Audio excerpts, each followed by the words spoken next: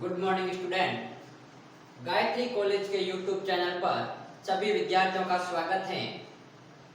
आज के लेक्चर में हम बीएससी फाइनल ईयर मैथमेटिक्स के पेपर सेकंड कॉम्प्लेक्स एनालिसिस को आगे कंटिन्यू करते हुए बात करेंगे। प्रीवियस लेक्चर में हमने कॉम्प्लेक्स एनालिसिस से संबंधित जो भी बेसिक था उसको कंसीडर किया था। आज के लेक्चर में अपन फाइनल ईयर मैथमेटिक्स के सिलेबस का फर्स्ट टॉपिक को स्टार्ट करने जा रहे हैं, जिसमें आपके पास में सबसे पहले रहेगा फंक्शन ऑफ कॉम्प्लेक्स वेरिएबल।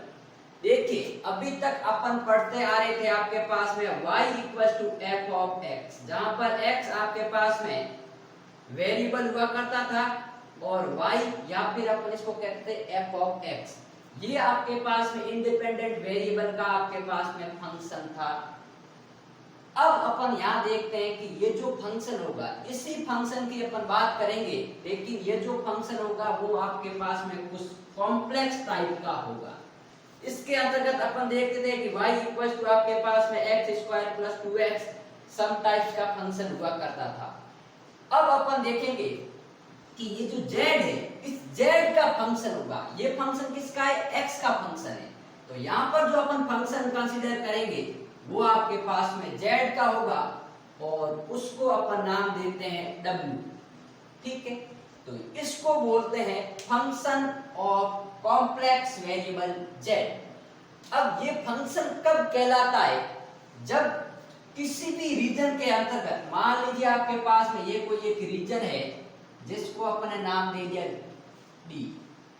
इस रीजन के अंतर्गत z की प्रत्येक वैल्यू के लिए इस w equals to f of z जो अपने फंक्शन कंसीडर किया है, इसमें z के प्रत्येक मान के लिए w के एक या अधिक निश्चित मान प्राप्त हो, अर्थात आपके पास में फाइनाइट वैल्यू w की प्राप्त हो। एक भी वैल्यू हो सकती है, दो भी हो सकती है या फिर इससे ज्यादा भी हो सकती है z के प्रत्येक मान के लिए। तो वो फंक्शन जो होगा वो आपके पास में कॉम्प्लेक्स वेरिएबल का फंक्शन कहलाएगा, सम्मिश्र फलन कहलाएगा। अब देखिए, इसके अंतर्गत अपन इसको कैसे डिफाइन करेंगे। यहाँ पर जो z है वो आपस में x प्लस आयोटा y अर्थात दो वेरिएबल का फंक्शन है, जिसको अपन x और y के कॉम्बिनेशन के रूप में लिखते हैं।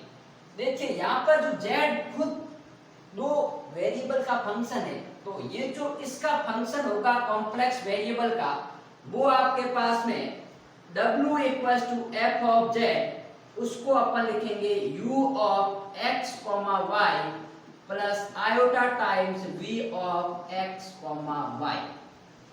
ये आपके पास में जो फंक्शन आया है ये कहलाता है फंक्शन ऑफ कॉम्प्लेक्स वेरिएबल, या फिर इन शॉर्ट अपन इसको ऐसे भी लिख सकते हैं w equals to f of z equals to u plus iota v। जहां पर u और v है वो both are function of x and y। यहां पर मैं लिख लेता हूं where u and v are function of x and y। ठीक है, यहाँ पर जो z वेरिएबल था वो भी x और y का फंक्शन था। इट मींस इस z का जो फंक्शन होगा वो आपके पास में भी x और y का इनडायरेक्टली फंक्शन होगा। वो डायरेक्टली फंक्शन u और v का है, लेकिन u और v है वो वापस आपके पास में x और y के फंक्शन हो गए। तो ये जो आपके पास में डेफिनेशन है ये आपके पास में फंक्शन ऑफ कॉम्प्लेक्स वेरिएबल को फुलफिल करती है। अब देखिए, यदि अपन एग्जांपल की बात करें तो एग्जांपल कुछ इस प्रकार हो सकता है कि f of z equals to x square plus y square plus 2 times iota xy। अब यहाँ पर देखिए, ये x square plus y square ये क्या है आपके पास में रियल है, इसको अपन u कंसीडर कर सकते हैं और 2 टाइम्स xy को भी कंसीडर कर सकते हैं और इसके साथ में आयोटा आ गया। तो ये आपके पास में जो फंक्शन है ये कॉम्प्लेक्स वेरिएबल का फंक्शन कहलाता है। अब अपन नेक्स्ट बात करते हैं कि कॉम्प्लेक्स वेरिएबल के फंक्शन के साथ में अपन और किसको डिस्कस करना है। तो देखिए अपन दो टर्म यहाँ देखेंगे जिसका अपन पहले भी काफी बार अध्ययन करते हैं और मैथमेटिक्स फील्ड के अंतर्गत उसका काफी यूज है और उसके बिना अपन कॉम्प्लेक्स एनालिसिस की स्टडी नहीं कर सकते। उसमें जो पहला आएगा आपके पास में वो है आपके पास में कॉन्टिन्यूटी एंड डिफरेंशिएबिलिटी।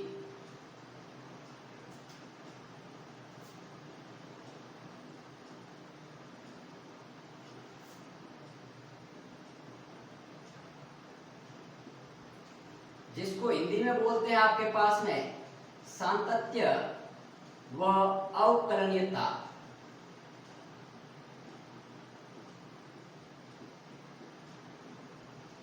अब देखिए ये जो टॉपिक है इस टॉपिक को पढ़ने से पहले अपन एक और टर्म देखते हैं जिसको अपन सेकंड टर्म कह सकते हैं, सिंगल एंड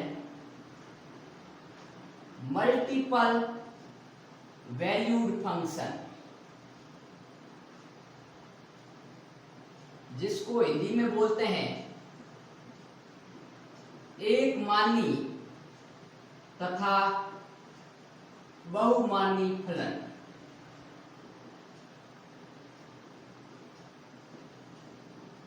अब देखिए अपन को नाम से भी स्पष्ट है कि एक मान मतलब आपके पास में कोई भी अपन इनपुट देते हैं तो अपन को आउटपुट एक मिलना जरूरी है और बहुमानी मतलब आपके पास में एक इनपुट देने पर अपन को आउटपुट यदि एक से ज्यादा मिल रहा है तो उसको अपन कहते हैं बहुमानी। लेकिन अपन कॉम्प्लेक्स एनालिसिस के अंतर्गत इसकी डेफिनेशन कैसे लिखेंगे तो अपन कहते हैं कि यदि z के प्रत्येक मान के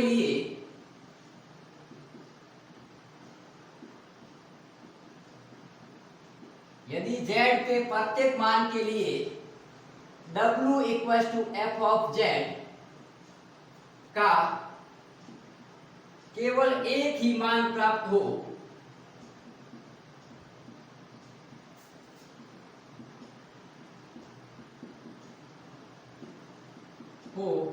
तो w को z का एक मानी फलन कहते हैं।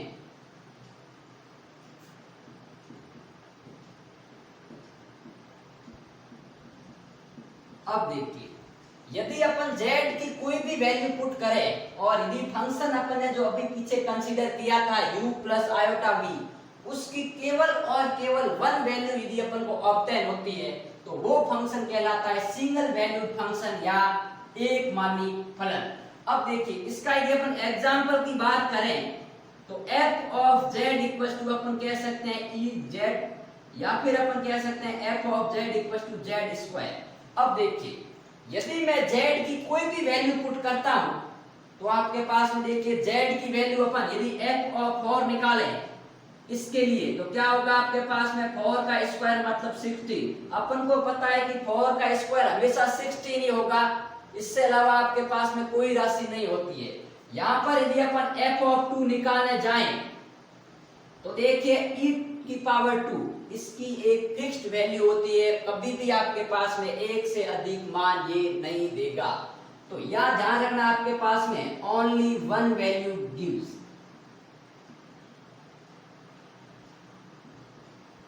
ठीक है, अब अपन बात करते हैं बहुमानी फलन की। तो ये तो था आपके पास में फर्स्ट। यदि अपन सेकंड की बात करें कि यदि z के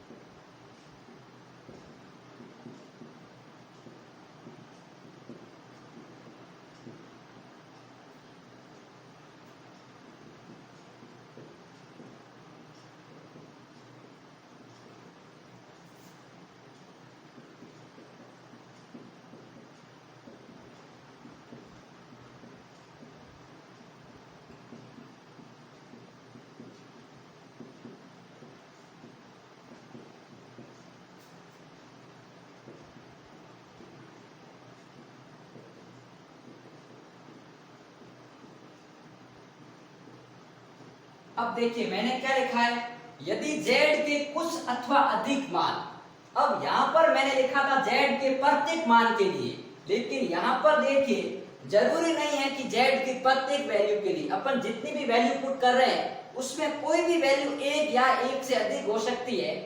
तो कुछ अथवा अधिक मानों के लिए यदि फंक्शन जो आपके पास में w = f of z है उसके दो या दो से अधिक मान अपन को प्राप्त हो जाए तो उस फंक्शन को z का बहुमानी फलन कहते हैं। अब देखिए ऐसे फंक्शन कौन कौन से हो सकते हैं।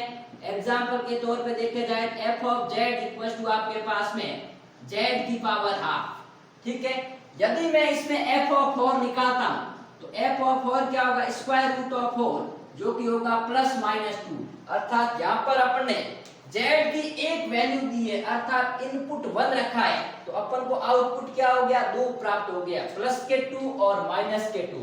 तो ये जो फंक्शन होगा ये फंक्शन आपके पास में मल्टीपल वैल्यूड फंक्शन या बहुमानी फलन कहलाता है। तो देखिए एक बार अपन रिपीट करते हैं कि यदि z की प्रत्येक वैल्यू के लिए f of z का केवल एक ही मान आता है तो वो एक मानी, और यदि z के कुछ भी वैल्यू अपन रखते हैं, जरूरी नहीं है कि z की अपन जितनी भी वैल्यू रखें उसके लिए 2 या 2 से अधिक आए। यदि ओनली फॉर z की एक वैल्यू के लिए भी कोई फंक्शन 2 से या 2 से अधिक वैल्यू देता है तो वो बहुमानी फलन कहलाता है। जरूरी नहीं है कि ये जो फंक्शन है वो z की प्रत्येक वैल्यू के लिए ही 2 या 2 से अधिक वैल्यू दे। z की यदि एक वैल्यू के लिए भी यदि ये 2 वैल्यू देता है तो भी ये बहुमानी फलन कहलाएगा। अब अपन बात करते हैं कंटिन्यूटी एंड डिफरेंशिएबिलिटी की। तो देखिए इस टॉपिक को अपन 11 से लगाकर कंसीडर करते आ रहे हैं। अब यहाँ पर देखते हैं कि कॉम्प्लेक्स में भी इसका क्या रोल है। तो देखते हैं, सबसे पहले अपन देखते हैं कंटिन्यूटी को। अपन ने बात की थी यदि आपके पास में ये कोई एक रीजन है D, यदि किसी क्षेत्र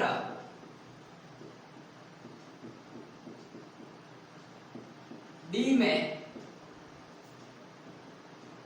परिभाषित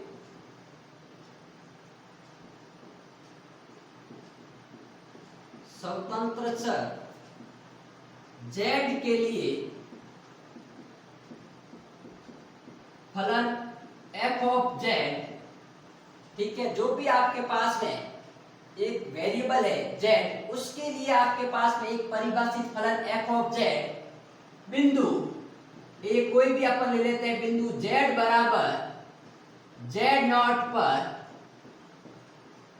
संतत या कंटिन्यूटी कहलाता है यदि और केवल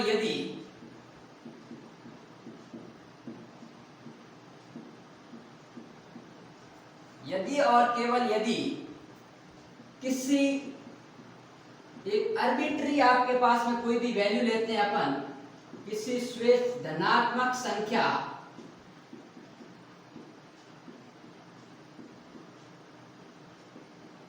एप्सिलॉन इज ग्रेटर देन 0, कोई भी एक संख्या ले रहे हैं जो कि आपके पास में बहुत ही स्मॉल है लेकिन पॉजिटिव है, के संगत एक ऐसी संख्या डेल्टा जो कि आपके पास में 0 से बड़ी है, डेल्टा इज ग्रेटर देन 0 विद्यमान हो,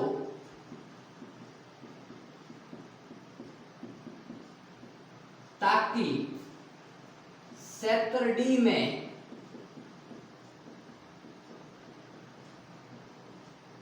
प्रत्येक z के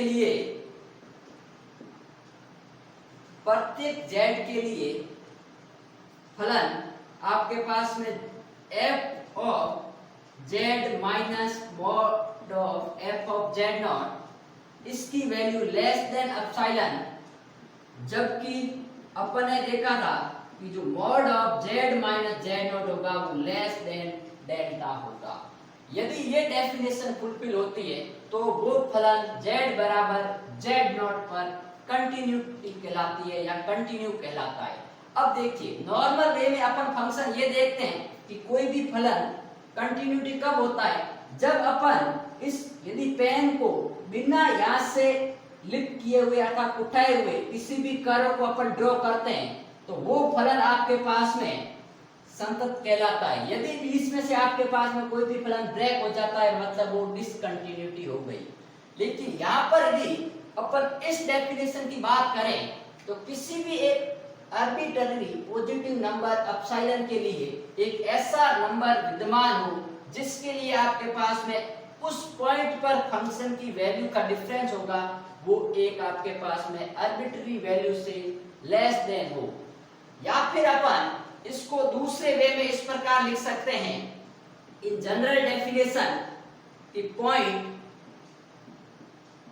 z इक्वल टू z0 पर आपके पास में limit z tends to z0 जो f ऑफ z है उसका मान आपके पास में f ऑफ z0 प्राप्त हो जाए।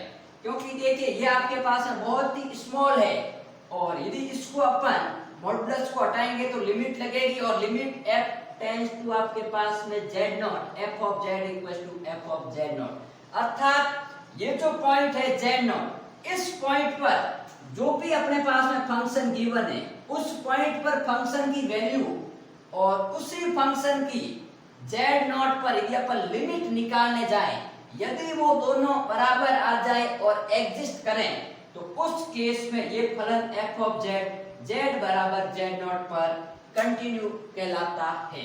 तो ये थी आपके पास में कॉन्टिन्यूटी की डेफिनेशन या कंटिन्यूटी की डेफिनेशन। अब अपन बात करते हैं अवकलनीयता या डिफरेंशिएबिलिटी किसे कहते हैं। तो देखिए इसी रीजन के अंतर्गत जो अपन ने डी कंसीडर किया है इस रीजन के अंतर्गत कोई भी फलन मान लीजिए माना W equal to f of z क्षेत्र D में परिभाषित z का फलन हो तो f ऑफ z बराबर z0 पर अवकलनीय कहलाएगा।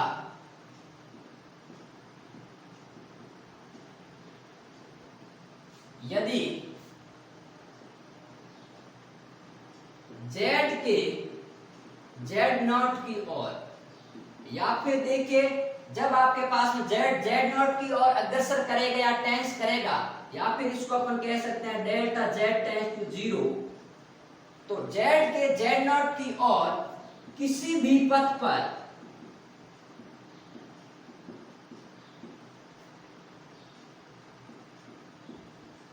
अग्रसर होने पर परिमित या फाइनाइट लिमिट परिमित सीमा का मान अद्वितीय आए अर्थात यूनिक आए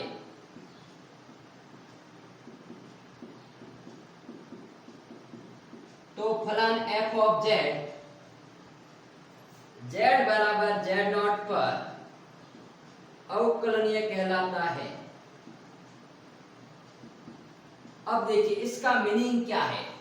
यदि आपके पास में कोई भी फलन f ऑफ z है और अपन को z0 पर उसकी डिफरेंशिएबिलिटी बतानी है तो अपन कह सकते हैं कि जब z है वो z0 की ओर टेंस करेगा आपके पास में अर्थात z0 की ओर अग्रसर होगा तो अपन कह सकते हैं कि जो z माइनस z0 का जो डिफरेंस डेल्टा जो कि वेरी स्मॉल क्वांटिटी है उसके किसी भी पथ पर अपने पथ बहुत सारे हो सकते हैं उसके अंतर्गत अपन y बराबर x कह सकते हैं y बराबर x क्यूब कह सकते हैं।